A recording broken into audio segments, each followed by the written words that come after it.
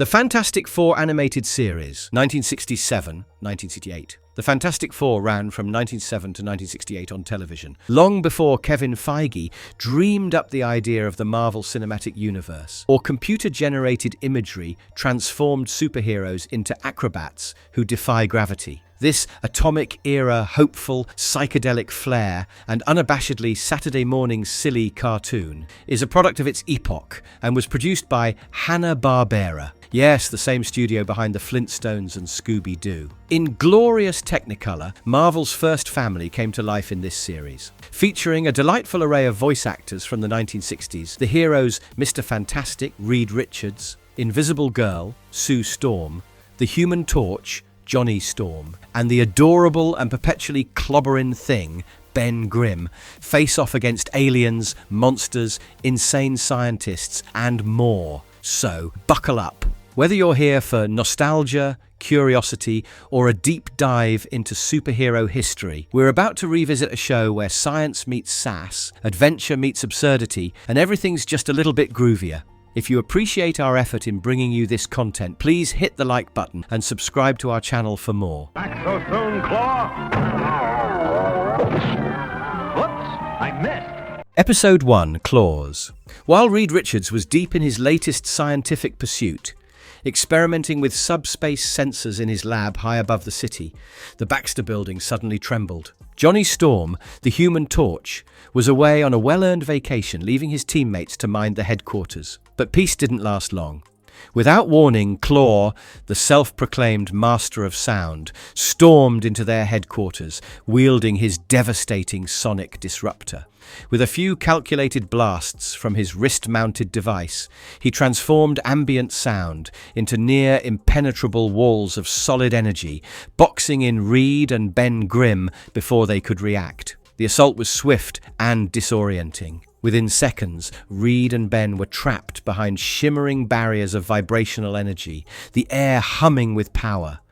Claw's device didn't just emit force, it sculpted it, creating deadly constructs from sound itself. As the walls pulsed and throbbed with energy, Ben charged with his usual tenacity, slamming into the barrier with brute strength. But even his raw power wasn't enough. A concussive shockwave met him head-on, sending him reeling back across the room. Watching helplessly from across the lab, Sue Storm stood her ground. Claw, arrogant and taunting, urged her to summon Johnny, relishing the opportunity to defeat the Fantastic Four at full strength. But Sue held off. She knew that panic wouldn't solve anything. Her instincts told her there had to be another way. Reed, ever the tactician, had already begun working on that. Despite the danger, his mind raced through possibilities. Claw's weapon had one critical weakness: vibranium. The rare, sound-absorbing metal could neutralize or at least weaken the effects of Claw's sonic constructs. With a flash of inspiration, Reed managed to send a secure message to Johnny, wherever he was. A coded alert, built into the team's emergency network, went out, calling their teammate home. Time passed slowly in the chaos, but finally the answer came blazing across the skyline. Johnny returned, not just in flames, but equipped with bands of vibranium, either hastily crafted or borrowed from Wakandan allies. The moment he arrived, the tide began to turn. His flame blasts, when focused and combined with the vibranium shielding, disrupted Claw's sonic structures. With the barriers weakened, Reed could stretch through narrow gaps, Sue could shield her teammates more effectively, and Ben had enough room to charge again, this time doing real damage. Together again, the Fantastic Four re-engaged with renewed strength. Claw, refusing to go down easily, unleashed a furious barrage of sound constructs, walls, blasts, and explosive reverberations. But the team pressed forward with a united front. Reed's elasticity allowed him to slip past attacks and strike from unexpected angles. Sue deflected and absorbed sonic blasts with her invisible force fields, keeping the others covered. Johnny's flames distorted the sound waves, creating interference that weakened Claw's constructs. And Ben, unstoppable and undeterred, bulldozed through what remained. Their battle raged through multiple levels of the Baxter building, shattering equipment and echoing through its reinforced halls. But coordination and trust made the difference. Every move became a rhythm. each member anticipating the others, each attack followed by a defense, every risk backed by support. At last, they managed to disable Claw's weapon. A concentrated blast from Johnny disrupted the main sonic emitter, while Reed stretched in to snatch it away. Ben landed the final blow, and with his device destroyed and surrounded on all sides, Claw had no choice but to retreat, his threats trailing behind him as he fled. In the aftermath, the team regrouped amid the wreckage of the lab. The damage was significant, but their spirits remained strong. They took a moment to reflect, not just on the victory, but on what had made it possible. It wasn't raw power or superior tech. It was the way they had come together under pressure, each relying on their unique abilities to support and strengthen one another. What happened? It's clobbering time! Episode 2. Menace of the Mole Men. The Fantastic Four left the familiar skyline of New York behind, heading toward a remote, uncharted island to conduct a high-risk experiment, one of Reed Richards' most ambitious yet. The island, isolated and geologically unstable, was chosen precisely for its unpredictability. What the team didn't know was that they were flying straight into a trap. Beneath the island's surface, the Mole Man, the enigmatic ruler of Subterranea, had been watching, waiting. Hidden within the vast network of underground chambers and tunnels he called home, he had laid plans to strike at the surface world once again. This time, his ambitions were grander than ever, to destabilize the planet's crust and submerge its greatest cities in earthquakes and upheaval, all orchestrated from below. As the team's ship descended toward the island, a surge of unknown radiation enveloped the craft. The systems froze. The ship faltered. Before they could react, the team was caught in an invisible snare, one carefully crafted using Mole Man's advanced subterranean technology. The moment their boots hit the ground, it was clear. This was no neutral testing site. It was a battleground. Mole Man made his appearance amid a rumble of shifting earth, his presence amplified by the sheer scale of his underground empire. With a grim pride, he unveiled his intentions: to conquer from beneath by manipulating tectonic forces with his machines and collapse the surface world from underfoot. Trapped within the winding tunnels of his fortress, the team was quickly separated. The complex was designed to disorient, to break apart cohesion, and test each member individually. The dark, maze-like corridors pulsed with strange energy fields and echoed with the roars of mutated subterranean beasts. The threats were constant and evolving. Reed, ever methodical, found himself in a labyrinthine corridor laced with security sensors and radiation barriers. He had to calculate his every move, stretching his body through narrow gaps and deciphering patterns in shifting walls. His intellect and adaptability were his only tools. Sue, navigating a separate route, turned to stealth and subtlety. The low light and confusing layout played to her strengths. Using invisibility to her advantage, she maneuvered past patrols and sensors, piecing together parts of the larger trap. Ben Grimm took the direct route. Separated and surrounded by aggressive underground creatures, he relied on sheer force to carve a path. The walls shook under his fists as he broke through physical barriers, pushing forward despite the relentless assault. Meanwhile, Johnny burned through dark tunnels, his fire illuminating the winding paths and scorching through traps meant to contain him. He moved fast, unpredictable, using his flame to disable energy grids and protect the others where he could. Despite the chaos and isolation, the team fought their way back to each other. Exhausted but determined, they regrouped near the core of Mole Man's control center, a sprawling underground chamber filled with seismic equipment and pulsing energy conduits. Their strength wasn't just in their powers, but in how they worked together. Sue's invisibility allowed her to slip through security unnoticed, giving the team an opening. Reed located and deactivated the radiation systems that had trapped their ship.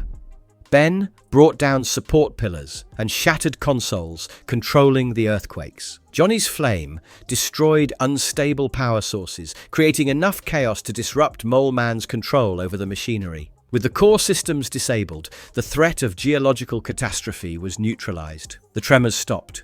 The machines fell silent. Mole Man, enraged and defeated, vanished deeper into the earth, swearing vengeance as the tunnels began to collapse around him. The four didn't linger. They raced against time, navigating their way out of the crumbling underground structure and escaping back to the surface just as the ground gave way behind them. Battered but alive, they returned to their ship, no longer held captive, and left the island behind. The mission had turned into a trap, but they had survived. More than that, they had succeeded. Their individual strengths had seen them through, but it was their unity that ultimately saved the day. How do you like the smell? And you, my invisible girl. Episode 3, Diablo. Looking to take a rare break from their hectic lives, the Fantastic Four set off on a quiet vacation to Transylvania. The ancient forests and fog-draped hills offered a stark contrast to the bustle of New York. The team welcomed the quiet, at least until they stumbled upon the decaying ruins of a castle hidden deep within the woods. Its towering spires and crumbling stone walls seemed untouched by time. While the others regarded the structure with caution, Ben Grimm, always curious and driven by instinct, felt an unexplainable pull toward it. Inside the eerie halls, he discovered a sealed chamber, and without knowing it, broke the ancient bonds holding back a dark presence. Diablo, the centuries-old alchemist, was free once more. Seeing an opportunity, Diablo wasted no time. He offered Ben a vial containing a shimmering potion, one that, for the first time in years, gave him back his human form. The change was temporary but powerful. It was enough to shake Ben's judgment.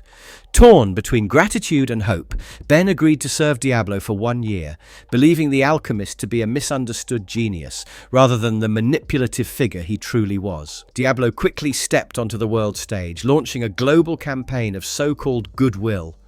With alchemical potions that cured illnesses, enhanced strength, and offered miraculous benefits, he captivated the world. His image transformed from forgotten legend to beloved savior. Governments welcomed him, and ordinary people praised his name. But as the Fantastic Four watched this unfold, doubts began to grow. Reed, ever the skeptic, studied Diablo's potions and found them to be temporary at best and dangerously addictive at worst. As the truth began to surface, the global adoration began to falter.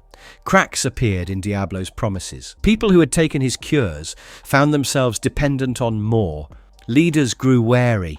The Fantastic Four, certain of his deception, traced his growing power back to the castle, now reconstructed and radiating with strange energy. Determined to put an end to the manipulation, they launched an assault on Diablo's fortress. But the alchemist was prepared. Armed with ancient traps and powerful enchantments, he lured the team into a series of dungeons and chambers designed to isolate and disable them. One by one, they were captured, each caught off guard by the depth of Diablo's preparations. Ben, still under Diablo's influence, struggled with guilt and confusion. While his teammates languished in containment, he served unwillingly, torn between loyalty to them and the promise of reclaiming his lost humanity. It was a slow unraveling, whether through Sue's steady appeals, Reed's faith, Johnny's persistence, or his own conscience, that finally broke Diablo's hold. With clarity restored, Ben turned on his captor. He found and freed the others, their bonds still intact despite betrayal and hardship.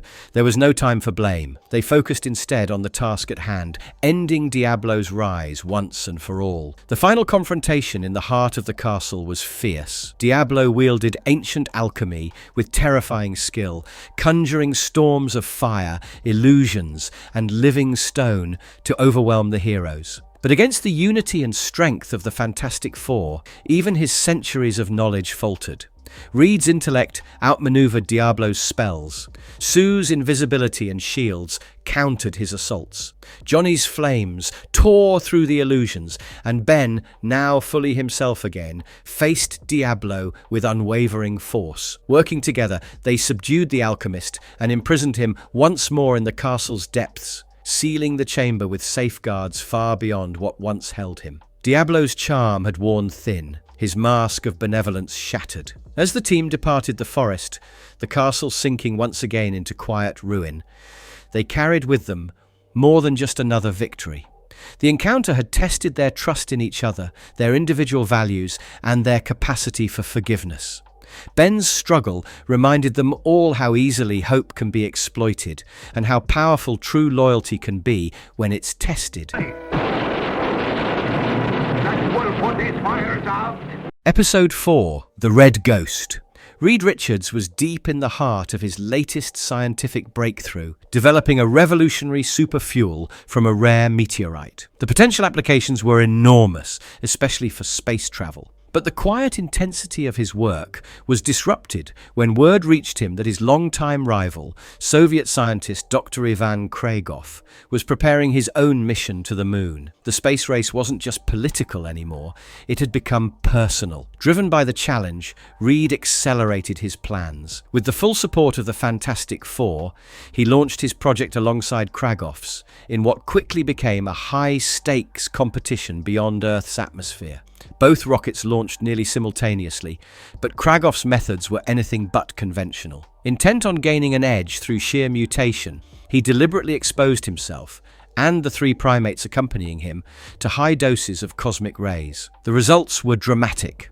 Kragoff developed the ability to become intangible and invisible, transforming into the Red Ghost. His companions, a gorilla named Miklo, a baboon named Igor, and an orangutan named Pyotr, emerged with formidable powers of their own, immense strength, shape-shifting, and magnetic manipulation. The destination for both missions was the enigmatic blue area of the moon, a region shielded by a mysterious, breathable atmosphere and home to the remnants of an ancient, abandoned alien city. Upon landing, the Fantastic Four quickly became aware they weren't alone. The Red Ghost and his super apes had arrived first, and they were not there to share discoveries. What followed was an intense confrontation amid the crumbling ruins. The Red Ghost, exploiting his ghost-like form, struck quickly, phasing through walls and avoiding counterattacks. His apes worked with deadly coordination, using their distinct abilities to isolate and overwhelm the Fantastic Four. The tide turned sharply when Sue Storm, the Invisible Girl, was captured during the confusion and held hostage within the winding corridors of the lunar ruins. Separated and outnumbered, the team refused to give up. Reed, Ben, and Johnny regrouped, navigating the ancient city's strange architecture while dodging traps and ambushes set by the apes. Meanwhile, Sue wasn't idle. Though isolated, she remained resourceful. She studied her surroundings, tested the limits of her confinement, and searched for an opening. When the moment came, she took it, escaping her captors just as the rest of the team closed in. Reunited, the Fantastic Four faced the Red Ghost and his apes in a final showdown. Their teamwork, now fully re-established, gave them the edge. Episode 5, Invasion of the Super Skrulls. The episode opens with the Fantastic Four unexpectedly transported to the Skrull homeworld, a place of rigid hierarchy and simmering resentment. There, Emperor Doric VII seethes with anger. His empire has endured too many failures against Earth's defenders, and his patience has worn thin. To reassert Skrull dominance, he unveils a powerful new weapon, the Super Skrull, a genetically engineered warrior who possesses the combined powers of all 4 members of the Fantastic Four, stretching limbs, invisible shields, flame manipulation, and brute strength, all fused into a single soldier of conquest. Not long after, the Super Skrull descends upon Earth with a singular mission: claim the planet in the name of the Skrull Empire. His arrival in New York is sudden and commanding. Civilians flee as chaos erupts across the skyline. With unmatched precision, he puts his terrifying arsenal on display, mimicking Johnny's flames to scorch the sky, extending limbs like Reed to traverse city blocks in a heartbeat, generating invisible fields to deflect counterattacks, and bringing the kind of raw power that rivals Ben Grimm's hardest punches. The Fantastic Four meet him head-on. The battle is fierce and immediate, erupting across rooftops and through city streets. The Super Skrulls' seamless use of their own abilities leaves them stunned. Every tactic they try is countered with one of their own. Sue Storm is forced to focus entirely on defense, erecting force fields just to keep her teammates from being overwhelmed. For the first time in a long while, the team finds themselves evenly matched, outfought not by numbers, but by a perfect mirror of their own strengths. Realizing brute force isn't enough, the team retreats to the Baxter building. There, amid the ruins of earlier battles and scattered equipment, Reed throws himself into research. Studying the Super Skrulls' energy signatures and combat patterns, he makes a critical discovery. The Skrull warrior isn't operating under his own power. His abilities are being sustained remotely, fueled by an energy beam beamed directly from the Skrull home. Armed with this insight, Reed begins designing a jamming device, a compact system capable of interrupting the energy transmission that keeps the Super Skrull at full strength. But building it is only the beginning. The real challenge will be deploying it. To maximize their chances, the team lures the Super Skrull to Crater Island, a remote and uninhabited location that offers just enough terrain to keep their foe off balance. The second confrontation is no less intense. Once again, the Super Skrull matches their moves step for step, shifting from flame to force to sheer power without hesitation. But this time, the Fantastic Four have a strategy. Amid the chaos of battle, Sue Storm moves with quiet determination. While her teammates keep the Super Skrull distracted, Ben trading blows, Johnny blazing through the air, Reed bending around attacks, Sue closes in, protected by her invisibility. At the crucial moment, she attaches the jamming device directly onto the Skrull warrior. The effect is immediate. Cut off from the remote power source, the Super Skrull begins to falter. His attacks lose precision. His defenses weaken. Sensing the shift, the Fantastic Four press their advantage. Coordinated and relentless, they finally gain the upper hand. Together they wear him down until he collapses, unable to maintain the devastating power set that once made him nearly invincible. Defeated, the Super Skrull acknowledges his loss, not just to strength, but to strategy and unity. The team ensures he can no longer serve the Empire that sent him, neutralizing the threat and preventing any chance of his return. Hey, Dr. Doom. Grim. Episode 6. 3 predictions of Dr. Doom. Dr. Doom makes a shocking return, interrupting the Fantastic Four during a live national television broadcast. The world watches in disbelief. Victor Von Doom had long been presumed dead. But now, larger than life on the screen, he delivers 3 chilling predictions. He will remove the heart of the Fantastic Four, take away their greatest strength, and prove that only the strongest power can prevail. At first, the team dismisses it as one of Doom's typical theatrics. But the danger becomes real when Sue Storm, the Invisible Girl, accepts a modeling offer from a prestigious photographer, only to find herself lured into a trap. The photographer is Doom in disguise. Using a mutated, green, sporoid plant with coiling tentacles, he abducts Sue and vanishes. Just as he promised, Doom has struck first, symbolically removing the emotional center, the heart, of the team. While Sue is imprisoned aboard Doom's hidden airship, Reed, Johnny and Ben attend a high-level UN security briefing. In the middle of the session, Doom reappears, broadcasting himself on an enormous global feed. He announces his demand to be declared ruler of Earth, threatening to unleash colossal tidal waves upon major cities if denied. As a grim demonstration, he triggers a tidal surge that obliterates a naval yard on the Hudson River. The threat is no longer theoretical. Acting swiftly, Reed traces the source of Doom's transmission to a stealth airship, cloaked in an anti-radar alloy and hidden within thick cloud cover. The team launches a mission to intercept it. Reed, Johnny and Ben infiltrate the ship, but Doom has prepared for their arrival. Inside, they're met by Doom's genetically engineered sporoid men, creatures equipped with cosmic ray simulators. These devices are capable of replicating the very event that gave the Fantastic Four their powers, only this time with a devastating twist. During the confrontation, Ben is caught in one of the simulators. In an instant, the thing is undone. Ben Grimm is left human again, vulnerable, disoriented, and powerless. Doom's second prediction has come to pass. Their greatest physical strength has been taken from them. Meanwhile, Sue and Johnny are captured and isolated, their powers neutralized within containment fields. Reed, injured and cornered, struggles to find a way to regroup. All seems lost, until Ben, despite having reverted to his human form, summons his inner strength. With nothing but his willpower, he forces himself back into his thing transformation, pushing through the pain and uncertainty. It isn't clean or easy, but it's enough. He breaks through the containment, frees Johnny and Sue, and leads the charge through the airship's trap-laden corridors. Their destination, the tidal wave control console. Doom had engineered a global catastrophe, and only the Fantastic Four stood between it and disaster. Together they disable the system just in time, halting the chain reaction that would have sent oceans crashing over coastal cities. The way it all began. High above New York City, a sleek armored plane slices through the clouds. At its helm is none other than Dr. Doom, sovereign ruler of Latveria. Proclaiming diplomatic immunity, he makes a chilling demand: immediate access to Reed Richards, or the city will suffer the consequences. At the Baxter Building, the Fantastic Four jumps into action, each going about in their own way. One by one, they converge at their headquarters, bracing for whatever Doom has planned. When the Fantastic Four reunite, they don't have to wait long. Doom's looming presence casts a long shadow over the building.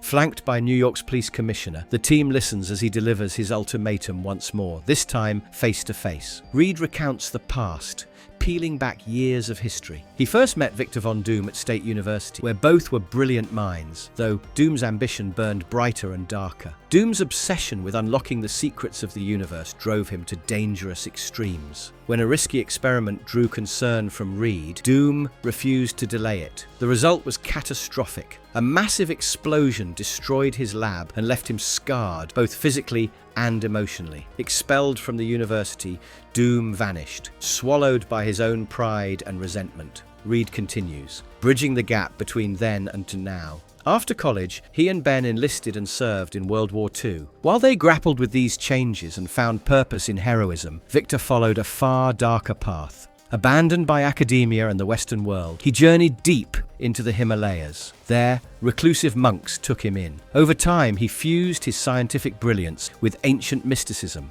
mastering both. When he emerged again, it was as Dr. Doom, encased in a fearsome suit of armor, equal parts science and sorcery, intellect and menace. Now, that dark path has led him back to Reed and the team. His appearance in New York isn't merely political, it's personal. The confrontation escalates into a clash of power and pride. Defeated but not destroyed, Doom retreats to his aircraft, fleeing the city he threatened. But fate has the final word. His plane crashes violently into the wilderness beyond. Behold a distant star. Reed Richards unveils his latest marvel, a sleek, state-of-the-art rocket designed for deep space exploration. It's a routine test flight, or so it seems. As the Fantastic Four board the craft, their mission is clear. Conduct a simple shakedown run to evaluate the vessel's capabilities. But the cosmos has other plans. Moments after launch, the rocket is caught in a strange celestial trap. A swarm of bizarre, meteor-like projectiles surrounds them, each pulsing with unnatural energy. Locked in place by powerful tractor beams, the ship is yanked violently into a space warp. In a flash, the familiar view of Earth disappears. They re-emerge in uncharted skies, deep within the Skrull galaxy. The landing is rough, and their arrival doesn't go unnoticed. Almost immediately, a battalion of Skrull warriors ambushes them, led by the ambitious and calculating warlord Morat. Eager to impress both his betrothed, Princess Anel, and her father, the aging Skrull Emperor Doric VII, Morat sees the four Earthlings as the perfect prize, living trophies from a distant world. Though caught off guard, the Fantastic Four mount a quick counterattack. But the tide turns swiftly. Morat deploys a power-neutralizing ray that drains their abilities and leaves them rigid, immobilized, and vulnerable. One by one, they are captured and taken to Morat's fortress, a stark, alien stronghold built for control. Inside the cold, metallic walls of their prison, Reed works quickly to assess the situation. Despite their confinement, he detects something deeper at play. Morat isn't just seeking glory, he's plotting a coup. Behind the public gestures of ambition is a desire to overthrow Emperor Doric and claim the throne for himself. Morat approaches the now powerless heroes with an offer. Help him seize control, and he will restore their abilities. While Sue and Johnny voice their objections, and Ben chafes against his helplessness, Reed sees an opportunity. Ever the strategist, Reed convinces Morat to activate a specialized Skrull device capable of recharging their unique powers. The warlord, believing he has outmaneuvered them, agrees, but as soon as the beam pulses through their cells, the dynamic shifts. The moment their powers return, the team springs into action. Ben, now once again the Thing, erupts with pent-up fury, leveling Morat's elite guard with crushing blows. Sue throws up force fields to shield her teammates, creating openings for Johnny to unleash blistering waves of flame. Reed stretches through the chaos, disrupting weapons and technology with fluid precision. The Skrull fortress, once a symbol of Morat's control, descends into chaos. As the tide of the battle turns, Princess Anel intervenes. Witnessing the destruction and her beloved's descent into treachery, she pleads for mercy, for an end to the violence before her people suffer more. The chaos halts only with the arrival of Emperor Doric himself, storming into the stronghold with imperial command. He surveys the wreckage and locks eyes with Morat. There's no triumph in the Emperor's face, only disappointment. Without anger or theatrics, he acknowledges the betrayal and assures the Fantastic Four that justice will be served. With calm authority, he grants them safe passage home. Before their departure, the team turns their attention to the damaged rocket. With the help of their Fantasticar, still orbiting nearby, they make the necessary repairs. The skies of the Skrull world fade behind them as they chart a course back to Earth. A bucket of water! The mysterious Molecule Man. A strange meteor streaks through the sky and crashes on a quiet rural farm, leaving behind fragments that glow with eerie green fire. Word of the impact spreads quickly, and the Fantastic Four are soon on the scene. They recover the meteorite's remnants and bring them back to the Blastar building for analysis. The fragments are unlike anything they've encountered, pulsing with energy and reacting unpredictably to their surroundings. Reed Richards dives into studying the material. He determines that it absorbs molecular energy at an alarming rate, disrupting matter at a fundamental level. Intrigued and cautious, he insists on running the next phase of tests himself. Alone in the lab, deep into the night, Reed triggers a massive surge. A burst of light floods the room, and then silence. He collapses amid the shimmering crystalline dust coating his workspace, the meteor's residue glowing faintly in the dark. That same evening, chaos erupts over the city. A new figure appears in the sky, a flamboyant, theatrical villain calling himself the Molecule Man. Once a quiet, unknown scientist, he was altered by a blast of atomic energy, transforming him into a being capable of manipulating matter on a molecular level. As a show of power, he transmutes the Washington Monument into a tower of crystal and reduces a trio of military tanks to puddles of liquid metal. His declaration is chilling and unmistakable. The world is his, and resistance is futile. Even the Pentagon hesitates in the face of his abilities. But back at the Blastar building, Reed recovers quickly and recognizes a flaw in the Molecule Man's seemingly unstoppable power. His transformations don't work on electrically charged materials. That vulnerability becomes the Fantastic Four's narrow window of opportunity. Working quickly, Reed designs a portable emitter, a high-powered electrode gun, and lays out a plan. Using reinforced copper plates, power conduits, and field projectors, the team constructs a defensive perimeter to counteract the villain's transmutations. Drawing energy directly from the Blastar building, they coat a series of test tanks in electrically resistant compounds. Their trap is set. The team rolls one of the modified tanks into the open as bait. As expected, the Molecule Man strikes. He focuses his wand on a nearby reservoir, ready to transform it into molten glass or toxic gas. But this time, the reaction fails. The charged armor holds. When he intensifies his attack, aiming to reshape roads, vehicles, and structures into deadly projectiles, the electric field distorts his control. The transformed matter shatters into harmless fragments. The Molecule Man stumbles, overwhelmed and disoriented. His power begins to spiral out of control. Reed sees an opening and acts. Using a shard of the original meteorite, what he calls a reverse ray conductor, he targets the core of the villain's mutation. The energy feeds back into itself, unraveling the molecular flux that gave rise to the Molecule Man in the first place. In an instant, the Menace dissolves. Where once stood a world-conquering villain, now stands a confused, disheveled lab technician, stripped of memory and willpower. Before anyone can fully grasp what's happened, he's quietly taken into police custody, vanishing as quickly as he arrived. The crisis passes, but the lesson lingers.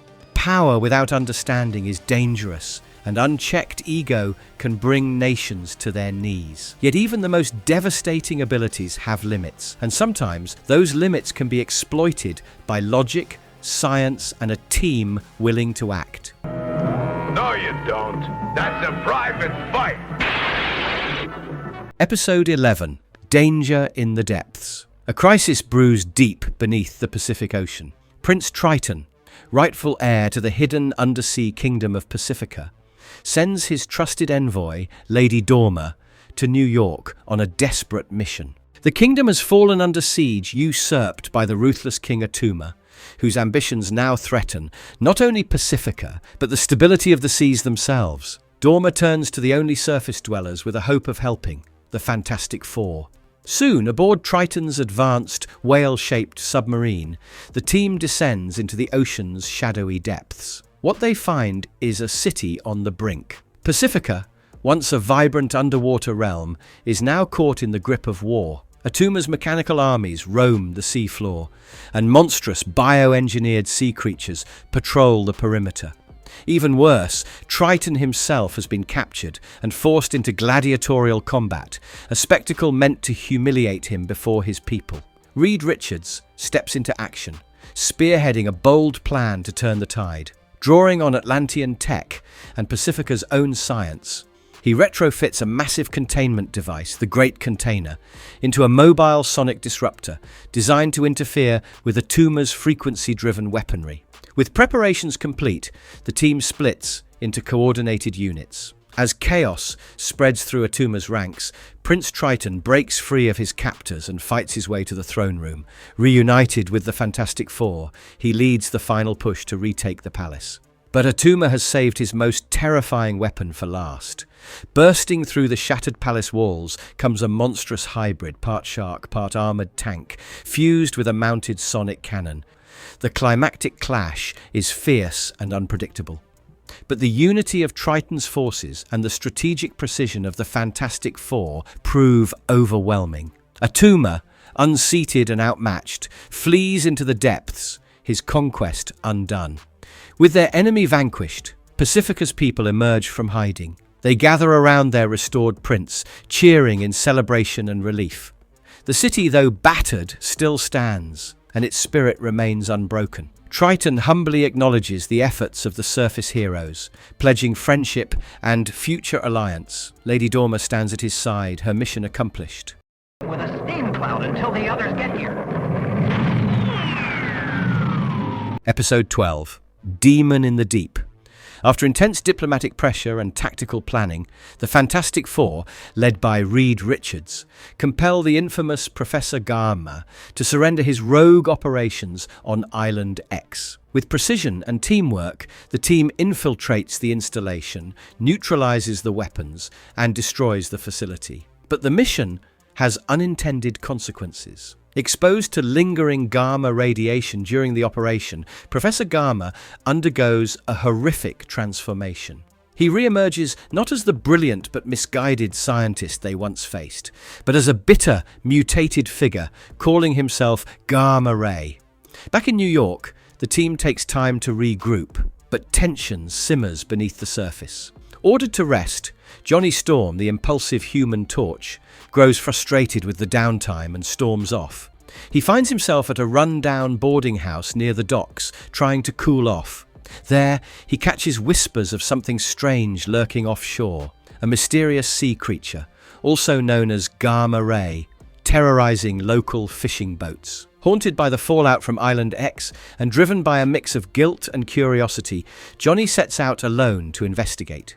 What he doesn't realize is that Gamma Ray has found something far worse than any rumor. Deep on the ocean floor, the mutated villain discovers Giganto, a massive, ancient, whale-like creature. Using newly developed mind control rays, Gamma Ray awakens the beast from its slumber and transforms it into a living weapon. The monster rises from the depths, its massive form casting shadows over the sea. It begins its slow, destructive path toward New York City, causing panic across the coastline. The Fantastic Four quickly regroup, recognizing both the creature and the hand behind it.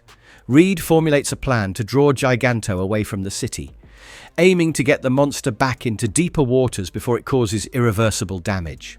Above it all, Reed pilots the Fantasticar, outfitted with flexible stretch armor, coordinating the operation and laying down a trail that leads the creature toward a trap zone offshore. It's there that they've prepared a ring of submerged depth charges, timed to detonate when Giganto crosses the threshold.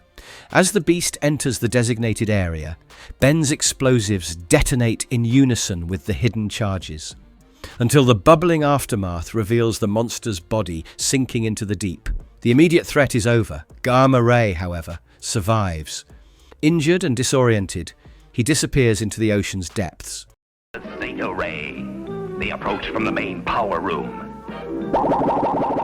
Episode 13, Return of the Mole Man. New York City shudders as a wave of unexpected earthquakes ripples through its streets. But this is no natural disaster. Entire sections of Park Avenue and even parts of Rockefeller Center begin to sink, swallowed whole by the earth. Panic spreads as bystanders flee, watching in disbelief as massive skyscrapers vanish beneath their feet. The city is under siege. Mole Man has returned. From deep beneath the surface, Mole Man and his army of Moloids have risen again. In the chaos, one of the sinking towers traps Susan Storm inside. She disappears from sight before anyone can reach her. With the city teetering on the edge, the remaining members of the Fantastic Four, Reed Richards, Mr. Fantastic, Johnny Storm, Human Torch, and Ben Grimm, the Thing, launch into action. The descent is treacherous. As they fight their way through, Reed works alone above, tracking seismic energy patterns back to their source. Hidden deep within a vast underground lab, he finds Mole Man's seismic control system, an intricate mess of wires, rods, and pulsing generators. Below, Johnny and Ben finally locate Susan, imprisoned inside a crude, metallic cage buried within the rock. She's conscious, but weak. The structure holding her is reinforced and rigged with traps, but Ben tears through it with raw strength while Johnny burns away the supports. The three escape just as tremors begin again, not from Mole Man's devices, but from the lab's failure. With the seismic controls destroyed, Mole Man's tunnels begin to collapse. The heroes scramble through the falling cavern, dragging Susan to safety. Back at the Baxter building, the team regroups. Susan recovers as the others pore over the salvaged schematics from Mole Man's lab. The layout, the tech, the attack, it all mirrors his first campaign of chaos, a twisted echo of his debut in the mad menace of the macabre Mole Man. Hey, where'd that wind come from? Episode 14. It started on Yancey Street, when the Fantastic Four receive an outrageous challenge. Supposedly issued by the notorious Yancey Street gang, Ben Grimm immediately knows something's off. The prank is elaborate, even by Yancey Street standards, and it has his name written all over it. But the gang has been a thorn in his side for years, and the team decides to investigate, half amused, half wary. The scene unfolds on the Lower East Side, where they expect mischief, not battle. Instead, they walk straight into an ambush. From the shadows emerge three formidable figures: Miklo the Strong, Igor the Agile, and Pyotr the Telekinetic. Super-powered apes with a history the team knows all too well. Moments later, their master, the Red Ghost, Dr. Ivan Kragoff, steps out of hiding, revealing himself as the mastermind behind the ruse. Escaped from exile on the moon, he's brought his enhanced apes back to Earth for revenge. Before the team can regroup, Red Ghost activates a device and forces them aboard his spacecraft. Within moments, the heroes are rocketing away from Earth, helpless passengers as Kragoff hurls them toward the moon. They crash land in the moon's blue area, an ancient, oxygen-rich zone where breathable atmosphere still lingers. Their only hope is a faint energy signal deep beneath the lunar surface, one they recognize. They make their way to the hidden chambers of Watu the Watcher, the enigmatic cosmic being who silently observes Earth and its heroes. The Watcher receives them without words, communicating instead through a powerful telepathic warning. He studies Watu's machinery, quickly identifying a control device powered by a transnitron matrix, a complex energy system capable of manipulating space-time. The battle resumes amid the glowing alien architecture. The super apes strike again, more dangerous than ever in the moon's altered gravity. Reed locates Red Ghost amid the chaos, trying to reclaim control of the machinery. With Susan's help, Reed reconfigures the transnitron array and triggers a spatial vortex. In an instant, the Red Ghost vanishes, trapped in the limbo between dimensions. You attempt to defy me? So your force failed. Episode 15, Galactus. Another winter dawn broke over New York City, but instead of calm, it brought unease. Strange celestial signs disrupt the sky. A second sun rises and vanishes. Meteor-like objects streak overhead, leaving the city gripped by silent panic. Then the Watcher appears. A being of immense power who observes but never interferes, the Watcher reveals that he is behind the illusions. His aim, to shield Earth from being discovered by the Silver Surfer, the cosmic herald of a far greater danger, Galactus, the devourer of worlds. Soon after, the colossal figure descends from his orbiting world ship. Galactus declares his intent to consume the planet's energy. His presence is more force of nature than villain, a cosmic inevitability. In the face of overwhelming odds, the Fantastic Four spring into action. Reed Richards and Ben Grimm race to construct a makeshift energy converter. At first glance, it appears to be a desperate defense, but in truth, it's a sabotage plan. They aim to disrupt Galactus's machinery and slow his process. Meanwhile, Sue Storm tends to an unexpected visitor, the Silver Surfer. Knocked unconscious during a confrontation, Sue's compassion begins to stir memories and emotions long buried beneath his cosmic duty. For the first time, he sees Earth not just as a target, but as a world worth saving. Recognizing the scale of the crisis, the Watcher breaks his vow of non-interference. He entrusts Johnny Storm, the Human Torch, with a mission unlike any before. Johnny boards the Fantasticar and rockets through space toward Galactus's immense world ship. Back on Earth, the final confrontation begins. Reed activates the sabotaged converter, disrupting the energy transfer Galactus has begun. At the same time, he presents the ultimate nullifier, a weapon so fearsome that even Galactus hesitates. But what truly breaks the stalemate is the Silver Surfer. Faced with the combined resolve of the Surfer and the threat of the nullifier, Galactus relents. He spares Earth, not out of mercy, but recognition. Even a being of his magnitude must choose battles wisely. Halt! Surrender in the name of Dr. Episode 16, The Microworld of Doom. It begins like any other morning in New York City. But across the city, something strange begins to unfold. One by one, the members of the Fantastic Four experience an inexplicable phenomenon. They start shrinking. Confused and disoriented, the team manages to reconvene at the Blastar building, each telling the same bizarre story. But before they can investigate, eerie laughter fills the lab. Dr. Doom's image crackles to life on a screen, triumphant. He reveals he's behind their strange condition. Using a sophisticated shrink ray, he has reduced them individually, drawing them into his greatest triumph yet, a dominion at the atomic scale, one he has already conquered. Before they can react, a hidden mechanism triggers, pulling them further down, beyond microscopic, into a subatomic world known as Micronia.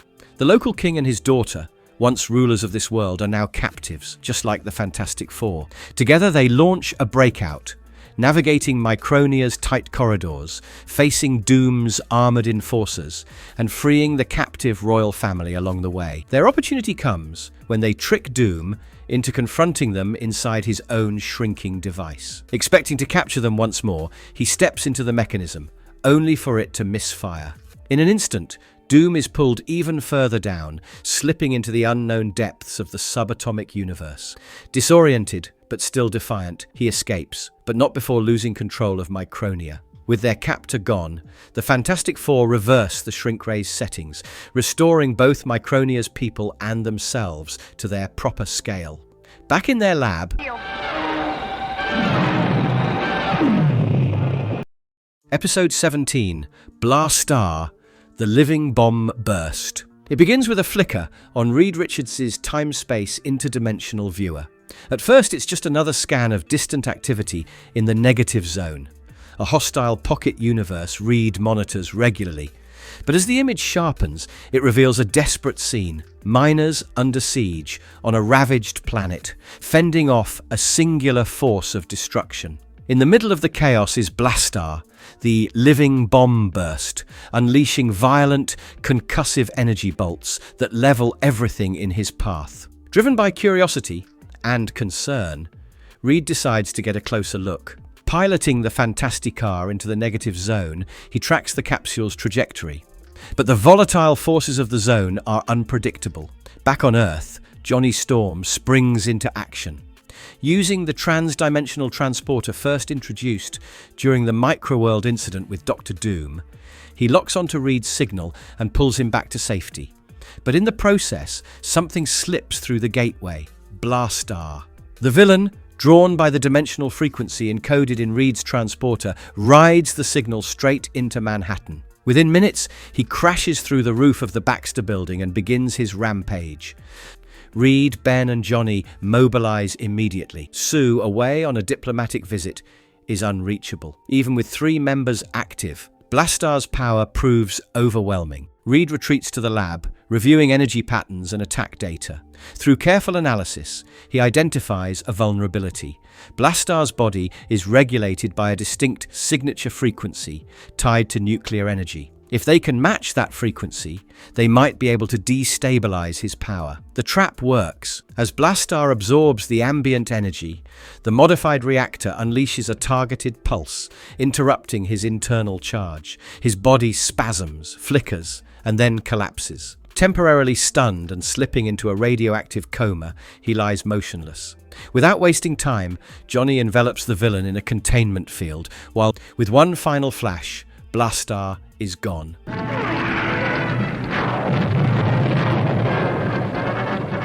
Episode 18, The Terrible Tribunal. An ominous shadow descends over New York as an alien vessel, vast and silent, appears in the sky. Without warning, beams of light envelop the Fantastic Four: Reed Richards, Sue Storm, Johnny Storm, and Ben Grimm, and whisk them away from city streets to the unknown. They materialize aboard the vessel, surrounded by emotionless robotic guards. Before they can orient themselves, the team is marched into a vast cold chamber resembling a courtroom, one that clearly wasn't built for justice. Seated at the center of the hall are 3 familiar figures, now acting as prosecutors in a sinister tribunal. Claw, master of sound, molecule man, wielder of matter manipulation, and Blastar, the living bomb burst. The living bomb burst. Each had been defeated before, but now they return emboldened. Jury, judge, and executioners in one. The tribunal accuses the Fantastic Four of crimes against evil, citing their past victories as offences against rightful chaos and conquest. Reed is separated from the others and forced to relive key confrontations through vivid, disorienting projections. He watches himself wrestle Claw's violent sonic constructs, struggles against Molecule Man's ability to rewrite matter itself, and relives the brutal power of Blastar's concussive energy from the negative zone. While Reed endures the illusionary onslaught, Sue, Johnny, and Ben are corralled into holding cells.